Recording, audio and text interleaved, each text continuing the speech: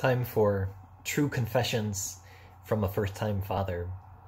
Some of you know that Lydia and I brought our little boy Franklin home for the first time this past week. And I got to tell you, it's an experience. For those of you who have done this yourself, you know from personal experience how difficult it can be those first couple nights when you're up every hour to satisfy a fussy or a hungry baby. For those first couple days, I was in a daze. I could hardly string together a coherent sentence. I couldn't remember all the things that I was supposed to do. I'd leave the room to go do something, and before I got halfway down the hallway, I had forgotten what it was I had gone to do. Things have gotten better now, but there's still so many things to try and juggle, so many things to try and keep straight, so many things that can easily fall through the cracks or be lost in the shuffle.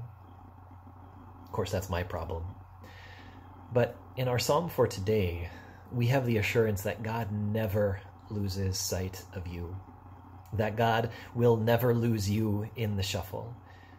We know he has a lot of things to juggle. He has a lot of children to care for in this world, but he cares for you with an individual and personal and constant attention. He does not forget about or forsake you. And so our psalm for the day is Psalm 9. It's rather lengthy, so I don't want to read the whole thing for you, but I'll just read for you 3 verses, verses 18, and then I'll go back and read verses 9 and 10. This is what David writes. But the needy will not always be forgotten, nor the hope of the afflicted ever perish. The Lord is a refuge for the oppressed, a stronghold in times of trouble. Those who know your name will trust in you. For you, Lord, have never forsaken those who seek you. God never forgets you. God never loses you in the shuffle. He will always care for you, as he always has. God be with you in the week ahead.